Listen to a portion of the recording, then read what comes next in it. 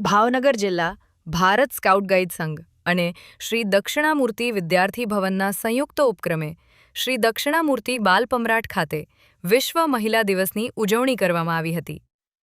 આ પ્રસંગે શહેરની વિવિધ શાળાની ગાઈડ અને રેન્જર બહેનો માટે ફન એક્ટિવિટીઓ, જૂની રમતો અને રાસ ગરબાનું આયોજન કરવામાં આવ્યું હતું. કાર્યક્રમની શરૂઆત ભારત માતાની પ્રતિમા તેમજ સ્કાઉટિંગના સ્થાપક બેડનન પોવેલ અને લેડી બેડન પોવેલને પુષ્પાંજલિ અર્પણ કરીને કરવામાં આવી હતી. ધોરણ 5 થી 11 સુધીની બહેનો માટે balloon blast, balloon balancing, straw and glass balancing સહિત વિવિધ રમતોનું આયોજન કરવામાં આવ્યું હતું, જેમાં બહેનોએ ઉત્સાહપૂર્વક ભાગ લીધો હતો.